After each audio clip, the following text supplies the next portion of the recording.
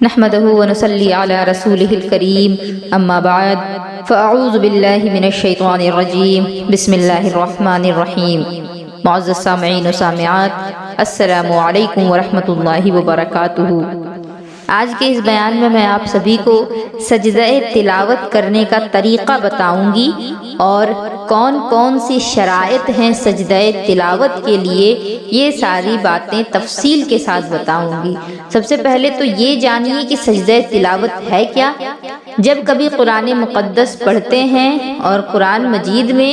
سجدہ کرنے کی جگہ جب آ جاتی ہے، جیسا کہ ہم سبھی جانتے ہیں کہ قرآن میں 14 سجدے کیے جاتے ہیں مسلک حنفی پر چلنے والوں کے نزدیک، تو یہ 14 سجدے جو ہیں قرآن کے، ان کو کس طریقے سے کیا جائے گا،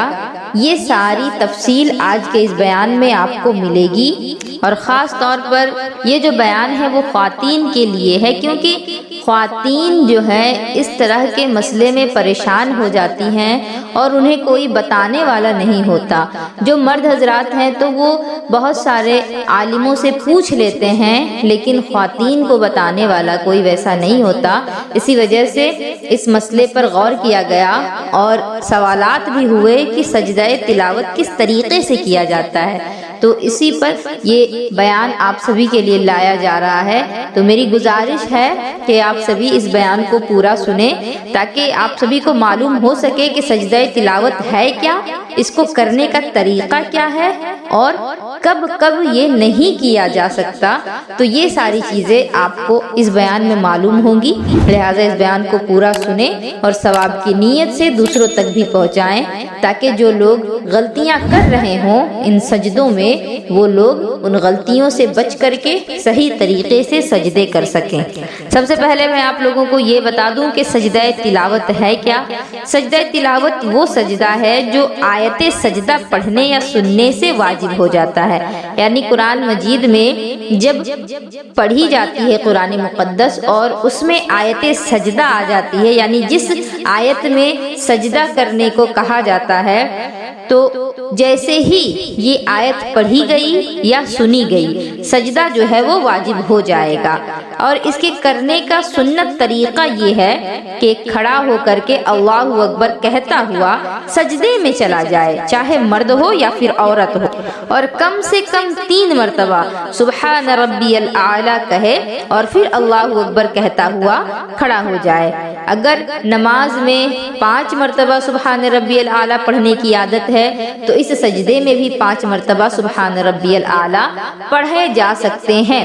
اور سجدے کو کرنے کا طریقہ بس اتنا ہی ہے۔ اگر بیٹھے ہیں تو کھڑے ہو جائیں، کھڑے ہو کر کے اللہ اکبر کہتے ہوئے سجدے میں چلے جائیں، صرف ایک سجدہ کریں اور پھر اللہ اکبر کہتے ہوئے سیدھے کھڑے ہو جائیں، اور اس کے بعد آپ کو اگر کوئی کام ہے تو پھر وہ کام کریں، یا پھر قرآن مقدس کی تلاوت کرنی ہے آگے تو پھر تلاوت کریں۔ سجدہ تلاوت کرتے وقت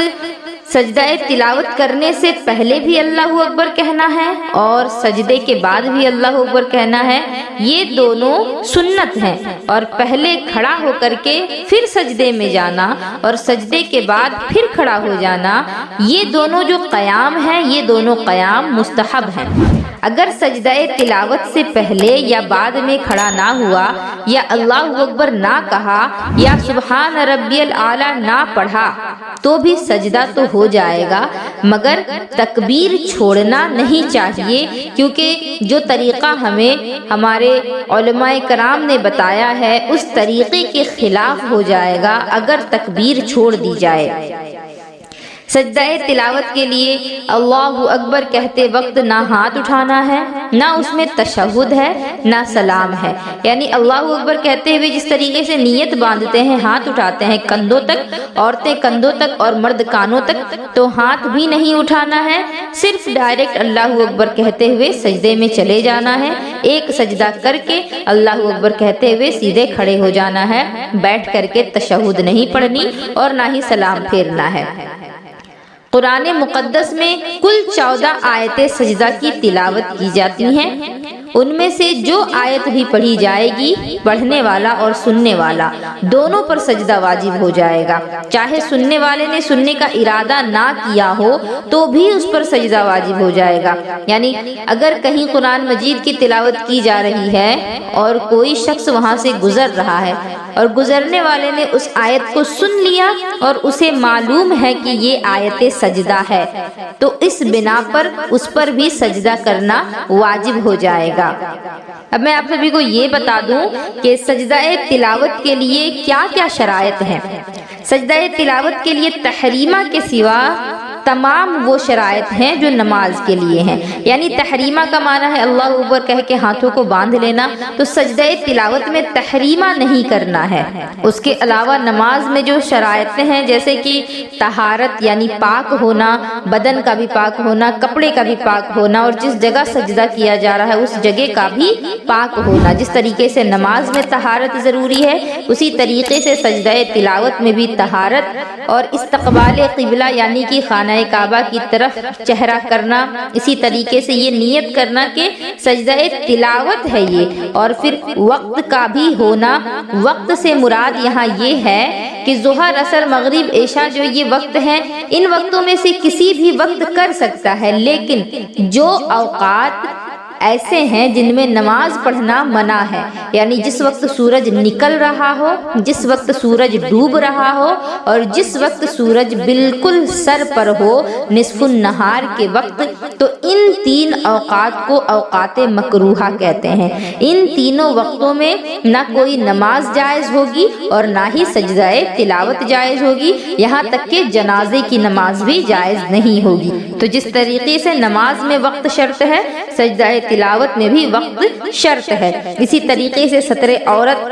جس طریقے سے نماز میں مرد کے لیے ستر عورت جتنا ہے اتنا جسم ڈھک کر کے نماز پڑھنا ہے، اور عورتوں کے لیے ستر عورت جتنا قرار دیا گیا جسم ڈھکا رہنا ضروری ہے، تو سجدہ تلاوت میں بھی ستر عورت ضروری ہے۔ اور اگر پانی پر قادر ہے تو تیمم کر کے سجدہ جائز نہیں، یعنی سجدہ کرنا ہے تو وضو کر کے کرنا ہے۔ اگر پانی کا استعمال کر سکتا ہے تو پانی کا استعمال کر کے ہی وضو کرے اور پھر سجدہ کرے۔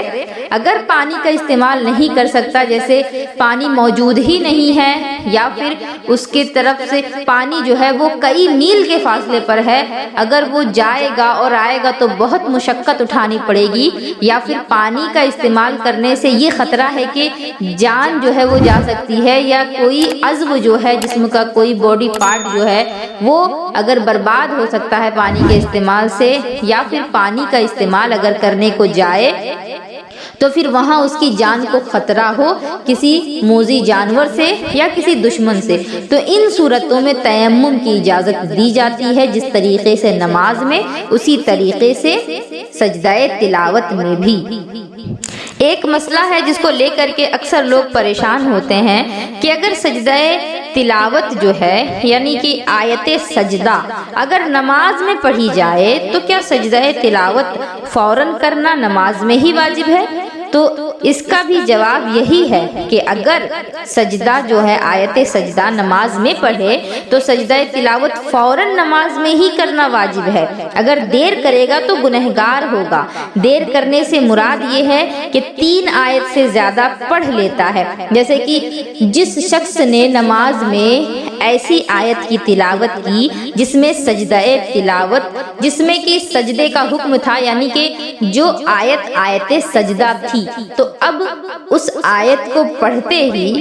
اس پر وہ سجدہ جو ہے وہ واجب ہے، کیونکہ سجدے کا انکار کرنے کے بنا پر ہی شیطان لعین ہوا، مردود بارگاہ الہی ہوا۔ اسی لیے ہمیں یہ حکم ہے کہ جیسے ہی آیت سجدہ کی تلاوت کی جائے جتنا جلدی ممکن ہو سجدہ کر لیا جائے تاکہ شیطان کی تذلیل کا سبب بن سکے۔ اور نماز میں بھی یہ حکم دیا گیا کہ اگر نماز کے دوران بھی کوئی آیت سجدہ کی تلاوت کرتا کرتا ہے تو فوراً آیت سجدہ کی تلاوت کے بعد وہ سجدے میں چلا جائے، اگرچہ سورت مکمل نہ ہوئی ہو، جس سورت کی تلاوت کی جا رہی ہے اگر وہ سورت مکمل نہ بھی ہوئی تو بھی آیت سجدہ پڑھنے کے بعد فوراً سجدے میں چلا جائے جیسا سجدہ کرنے کا طریقہ بتایا گیا، اور پھر کھڑا ہو جائے اور باقی کی جو آیتیں تھیں ان کو پڑھے۔ اگر کوئی اتنی بھی تاخیر کرتا ہے کہ آیت سجدہ جو ہے اس کو پڑھنے کے بعد اور زیادہ 3 آیتیں بھی اگر کوئی پڑھ لے گا تو پھر وہ گنہگار ہوگا۔ لیکن اگر جو سورت پڑھی جا رہی ہے اس سورت کے آخر میں اگر سجدہ تلاوت آ رہی ہے، یعنی کہ آیت سجدہ اگر آخر میں ہے تو پھر سورت کو مکمل کر لے، جتنی بھی آیتیں بچی ہوئی ہیں ان کو مکمل کر لے تو بھی کوئی حرج نہیں ہے۔ مثلا جس طرح کی سورہ انشقاق میں سورہ ختم کر کے سجدہ کرے، جب بھی کوئی حرج نہیں ہے، کیونکہ سورہ انشقاق میں جو سجدہ ہے وہ آخر میں موجود ہے، اس وجہ سے سورہ کو مکمل کر لے اور اس کے بعد سجدہ کرے، پھر کھڑا ہو جائے اور پھر رکوع کر کے دوبارہ سجدے کو جائے جو نماز کا سجدہ ہے۔ اب اگر کسی شخص نے سجدے کی آیت کو نماز میں پڑھا ہے اور سجدہ کرنا بھول گیا، جان بوجھ کر کے نہیں چھوڑا بلکہ بھول گیا، تو جب تک حرمت نماز میں ہے سجدہ کر لے، یعنی جب تک نماز کی حالت میں ہے سجدہ کر لے، یعنی کہ کوئی ایسا کام نہیں کیا ہو جو منافی نماز ہے، یعنی کسی سے کلام نہ کیا ہو یا پھر وضو نہ توڑا ہو، نہ کچھ کھایا پیا ہو، تو اگرچہ اس نے سلام پھیر لیا ہے لیکن کسی سے نہ کلام کیا، نہ ہی کچھ کھایا پیا، نہ ہی وضو توڑا، تو اس صورت میں وہ حرمت نماز میں ہی ہے، وہ فوراً آیت سجدہ جو اس نے کی تھی اس کا سجدہ فوراً ہی ادا کر لے، اور سجدہ سہو بھی اس کے ساتھ کرے، کیونکہ وہ آیت سجدہ جو اس نے پڑھی تھی اس سجدے کو نماز کے اندر کرنا بھول گیا، تو اس بھولنے کی وجہ سے اس پر سجدہ سہو بھی لازم ہو جائے گا۔ اگر کسی نے نماز میں آیت سجدہ پڑھی ہے تو اس کا سجدہ نماز ہی میں واجب ہے، نماز کے باہر نہیں ہو سکتا۔ اگر قصدن نہ کیا تو پھر گنہگار ہوگا، یعنی اگر بھول گیا ہے تو پھر اس کے لیے تو رخصت دی گئی ہے کہ اس کو جیسے ہی یاد آ جائے وہ کر لے، لیکن اگر جان بوجھ کر کے کوئی تاخیر کرتا ہے یا نہیں کرتا ہے تو پھر وہ گنہگار ہے اور اس پر توبہ کرنا ضروری ہے، لازم ہے، جبکہ آیت سجدہ کے بعد فوراً رکوع اور سجود نہ کیا ہو، یعنی آیت سجدہ پڑھنے کے بعد اگر فوراً رکوع اور سجدہ کر لیتا ہے تو اس صورت میں اس کو یہ اجازت دی جائے گی کہ پھر نماز کو کمپلیٹ کر کے وہ سجدہ کرے، کیونکہ جو اس نے آیت پڑھی ہے وہ آخری آیت تھی، تو اس صورت میں اس کو یہ اجازت دی جائے گی کہ نماز کو فوراً ہی کمپلیٹ کر کے وہ سجدہ کر لے۔ لیکن اگر آیت سجدہ پڑھی اور آگے اور آیتوں کی وہ تلاوت کر رہا ہے اور سجدے میں تاخیر کر رہا ہے تو یہ جان بوجھ کر کے تاخیر ہوئی، تو اس صورت میں وہ گنہگار ہوگا اور اس پر توبہ کرنا لازم ہوگا، چاہے مرد ہو یا پھر عورت ہو۔ جیسے میں نے ابھی آپ سبھی کو بتایا کہ جو چیزیں نماز کے لیے شرط ہیں وہ سارے شرائط سجدہ تلاوت میں بھی ہیں سوائے تحریمہ کی۔ اسی طریقے سے جو چیزیں نماز کو فاسد کر دیتی ہیں، توڑ دیتی ہیں، ان سے سجدہ تلاوت بھی فاسد ہو جاتا ہے، جیسے کہ حد سے عمد یعنی جان بوجھ کر کے بے وضو ہو جانا، اسی طریقے سے کلام کرنا کسی سے یا قہقہا لگانا۔ تو جس طریقے سے نماز میں اگر کوئی بے وضو ہو جائے تو اس کی نماز فاسد ہو جائے گی اگر جان بوجھ کر کے کرتا ہے تو، اور اگرچہ جان بوجھ کے نہ بھی کرے لیکن حدث اگر صادر ہو گیا ہے، حدث کا معنی ناپاکی۔ اب ناپاکی جو ہے وہ دو طرح کی ہے، ایک ایسی ناپاکی ہے جس سے صرف وضو لازم ہوتا ہے، ایک ایسی ناپاکی ہے جو غسل جس سے لازم ہو جاتا ہے، تو یہاں مراد ہے ایسی ناپاکی جس سے وضو لازم ہوتا ہے۔ تو اگر کسی نے نماز کے دوران ہوا خارج کر دی جس کی وجہ سے اس کا وضو ٹوٹ گیا تو نماز فاسد ہو جائے گی۔ اسی طرح نماز کے دوران کسی سے کلام کر لیا یعنی بات بات چیت کر لی یا قہقہا لگا کر ہنس دیا۔ قہقہا کا عام طور پر آج لوگ یہ معنی نکالتے ہیں کہ منہ پھاڑ کے دانت دکھا دکھا کر کے ہنسنا قہقہا کہا جاتا ہے، بلکہ نماز میں جس قہقہے کی بات کی گئی ہے وہ تو یہ ہے کہ نمازی کے بغل میں اگر کوئی کھڑا ہے یا اس کے بغل سے اگر کوئی گزر رہا ہے اور اس نے اگر نمازی کے ہنسنے کی آواز سن لی، یعنی جو شخص قریب سے گزر رہا ہے اس نے اگر اس کے ہنسنے کی آواز ہلکی سی بھی سن لی ہے تو اس کو قہقہا کہا جائے گا۔ تو یہ نماز میں قہقہا ہے۔ جس طریقے سے نماز میں قہقہا لگانے سے نماز ٹوٹ جائے گی، اسی طریقے سے اگر آیت سجدہ کرنے کی کسی نے نیت کر لی ہے اور اگر وہ قہقہا لگاتا ہے تو اس کا جو یہ سجدہ ہے وہ بھی فاسد ہو جائے گا۔ آیت سجدہ کی جب تلاوت کی گئی ہے تو سجدہ تلاوت کی نیت میں یہ شرط نہیں ہے کہ فلاں آیت کا یہ فلاں سجدہ ہے، اس طرح کر کے نیت کرنے کی ضرورت نہیں ہے، بلکہ مطلقاً سجدہ تلاوت کی نیت ہی کافی ہے۔ یعنی ہر کسی کو یہ معلوم نہیں ہوتا اور ذہن نشین بھی نہیں ہو پاتا کہ کون سی سورت کی کون سی آیت ہے اور کون سا رکوع ہے، تو یہ چیزیں ہر کسی کو معلوم نہیں ہوتی ہیں، اس وجہ سے یہ مشکل ہو جائے گا نیت۔ تو اسی لیے مطلقاً اگر کسی نے یہ نیت کر لی کہ میں آیت سجدہ کی جو تلاوت میں نے کی ہے اس کا سجدہ کرنے جا رہا ہوں یا جا رہی ہوں، یہ نیت صرف اگر دل میں بھی کر لیا ہے تو پھر اس کا سجدہ جو ہے وہ صحیح ہو جائے گا۔ آیت سجدہ واجب ہونے کے لیے ضروری ہے کہ تلاوت کی جائے آیت کی یا تو کوئی سنے، لیکن اگر آیت سجدہ کوئی لکھتا ہے تو لکھنے کی وجہ سے یا آیت سجدہ کی طرف دیکھنے کی وجہ سے سجدہ واجب نہیں ہوتا، پڑھنا اور سننا یہ ضروری ہے۔ سجدہ واجب ہونے کے لیے پوری آیت پڑھنا ضروری نہیں، بلکہ وہ لفظ جس میں سجدہ کا مادہ پایا جاتا ہو اور وہ اس کے ساتھ قبل یا بعد کا کوئی لفظ ملا کر کے پڑھنا ہی کافی ہے۔ یعنی آیت سجدہ سجدہ جس آیت میں موجود ہے اگر اس آیت کی مکمل تلاوت کرتا ہے تو بھی اس پر سجدہ کرنا واجب ہو گیا، اور صرف اس لفظ کو پڑھتا ہے جو لفظ سجدہ سے پہلے اور لفظ سجدہ ہے یا لفظ سجدہ اور لفظ سجدہ کے بعد کا جو لفظ ہے، اگر دو لفظ بھی پڑھتا ہے تو اس صورت میں بھی سجدہ کرنا واجب ہو جائے گا۔ اگر کوئی آیت سجدہ کی ہجے کر رہا ہے اور کسی نے ہجے کرتے ہوئے سن لیا تو ہجے کرنے اور ہجے کرتے ہوئے سننے سے سجدہ جو ہے وہ واجب نہیں ہوگا۔ اسی طرح آیت سجدہ کا ترجمہ پڑھا تو پڑھنے والے اور سننے والے پر سجدہ واجب ہو گیا، چاہے سننے والے نے یہ سمجھا ہو یا نہ سمجھا ہو کہ یہ آیت جو ہے سجدہ کی آیت ہے اور اسی کا ترجمہ پڑھا جا رہا ہے۔ البتہ یہ ضروری ہے کہ اسے نہ معلوم ہو تو بتا دیا جائے کہ یہ آیت سجدہ کا ہی ترجمہ تھا، اور اگر آیت پڑھی گئی ہو تو اس کی ضرورت نہیں کہ سننے والے کو آیت سجدہ ہونا بتایا گیا ہو۔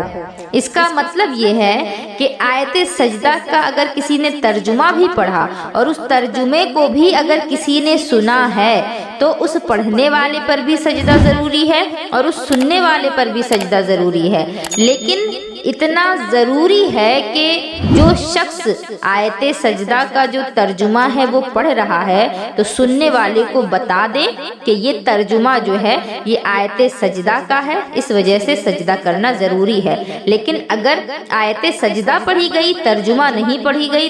آیت پڑھی گئی ہے تو اس صورت میں سننے والے کو آیت سجدہ نہیں بھی بتائی گئی کہ یہ آیت سجدہ ہے تو بھی اس پر سجدہ کرنا واجب ہے، اگر اس کو یہ معلوم ہے کہ یہ آیت سجدہ ہے۔ وہاں یہ قید نہیں لگائی جائے گی کہ اس کو بتایا ہی جائے گا، جب اسے معلوم ہی ہے تو پھر اسے سجدہ کرنا بھی ہے۔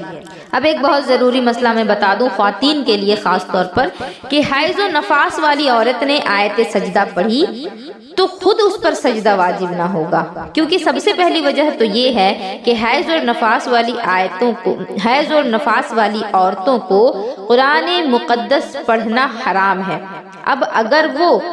اس حالت میں بھی قرآن کی تلاوت کر رہی ہیں اور انہوں نے آیت سجدہ پڑھی، یا قرآن کی تلاوت نہیں کر رہی ہیں لیکن آیت سجدہ اگر پڑھتی ہیں تو ان پر سجدہ واجب نہیں ہوگا، کیونکہ جب ان پر نماز ہی فرض نہیں اور نماز فرض نہیں، اسی طریقے سے جب ان پر اس صورت میں تلاوت قرآن بھی حرام ہے تو پھر سجدہ بھی انہیں نہیں کرنا ہے، سجدہ کرنے پر بھی وہ گنہگار ہوں گی، اور وہ آیت جو انہوں نے پڑھی ہے اس آیت کو پڑھنے پر بھی وہ گنہگار ہوں گی۔ لیکن اگر کسی نے سن لیا ہے اور سننے والا جو ہے وہ پاک ہے، اگر عورت ہے تو حیض نفاس والی نہیں ہے اور مرد ہے تو وہ بھی پاک ہے، تو پھر اس پر یہ واجب ہے کہ وہ سجدہ تلاوت کرے۔ اگر کوئی شخص جنابت کی حالت میں ہے، یعنی اس پر غسل فرض ہے یا پھر بے وضو ہے، اور اس نے اگر آیت سجدہ پڑھ لی یا سن لی تو اس پر سجدہ واجب ہو جائے گا۔ جنبی شخص جو ہے جس پر غسل واجب ہے تو اس کو تو سب سے پہلے قرآن مقدس کی تلاوت کرنی نہیں ہے، نماز پڑھنی نہیں ہے جب تک کہ وہ ناپاکی کی حالت میں ہے، اور اگر ناپاکی کی حالت میں وہ پڑھتا ہے تو ناپاکی کی حالت میں پڑھنے کی وجہ سے گنہگار تو ہوگا ہی، لیکن اس پر سجدہ کرنا واجب ہو جائے گا، کیونکہ وہ فوراً غسل کر کے پاک ہو سکتا ہے۔ لیکن حیض اور نفاس والی عورتوں کے ساتھ یہ معاملہ نہیں ہے، ان کے لیے جب تک کہ ان کی مدت مکمل نہیں ہوگی وہ پاک نہیں ہو سکتی۔ تو جنبی اور حیض و نفاس والوں میں بہت فرق ہے۔ تو اگر کوئی شخص جنابت کی حالت میں ہے یا کوئی بے وضو ہے اور اس نے آیت سجدہ کی تلاوت کر لی ہے یا کسی کو پڑھتے ہوئے سن لیا ہے تو اس پر یہ ضروری ہے کہ وہ بے وضو تھا تو باوضو ہو کر کے سجدہ کرے، اور اگر ناپاکی کے حالت میں تھا تو غسل کر کے سجدے کو ضرور کر لے۔ مجھے امید ہے کہ یہ سارے مسائل آپ سبھی کے لیے کارآمد ہوں گے، اور سجدہ کے متعلق، آیت سجدہ کے متعلق جو بھی آپ لوگوں کو کنفیوژن اور ڈاؤٹ ہوگا وہ آج کلیئر ہو جائے گا۔ اور اگر آپ لوگوں کو سمجھ میں نہ آئے تو پھر مجھے کمنٹ کر کے بتائیں، انشاءاللہ اس کا نیکسٹ پارٹ بھی آپ سبھی کے لیے بنایا جائے گا۔ اس موضوع پر دوسرا بیان بھی آپ لوگوں کے لیے آئے گا، اور جو چیزیں آپ لوگوں کو سمجھ میں نہیں آئی ہیں وہ بھی بتائی جائیں گی، اور سجدہ کے متعلق جو مسائل باقی رہ گئے ہیں وہ مسائل بھی انشاءاللہ بتائے جائیں گے۔ میری گزارش ہے کہ اس بیان کو زیادہ سے زیادہ لوگوں تک شیئر کریں تاکہ وہ لوگ بھی سجدہ کرنے کا صحیح طریقہ سیکھ سکیں، اور انہیں یہ معلوم ہو سکے کہ نماز میں بھی اگر آیت سجدہ پڑھی گئی ہے تو نماز کے اندر ہی سجدہ کرنا ہے، کیونکہ یہ مسئلہ اکثر کو معلوم نہیں ہوگا۔ وما علینا الا البلاغ۔ السلام علیکم ورحمۃ اللہ وبرکاتہ۔